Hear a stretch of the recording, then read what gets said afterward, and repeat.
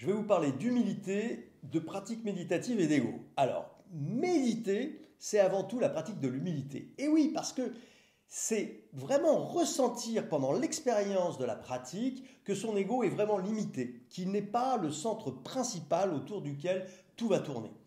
Qu'au-delà de l'ego, il existe autre chose que soi-même, il y a une immensité que la méditation va vous révéler. Donc avec cette prise de conscience qui est évidente, on va relativiser sa propre place et on va prêter ensuite moins d'importance à son ego.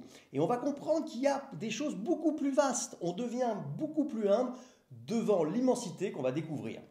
Méditer, ça va nous sortir en fait de l'état instinctif de nos simples pulsions de survie qui, avec l'âge, il faut bien le dire, finissent le plus souvent par donner des comportements qui sont complètement inadaptés aux situations banales de nos vies. Donc rester coincé dans l'ego, c'est finalement dysfonctionner, voire même pour certains, c'est côtoyer la folie. S'affirmer dans l'ego, c'est en quelque sorte s'isoler et se construire un monde en fonction de ses seules croyances. Un monde qui va être à soi, qui va être tout petit, où l'impression principale est de détenir les vérités et où l'on croit vraiment fermement que les autres qui ne pensent pas comme nous sont dans l'erreur.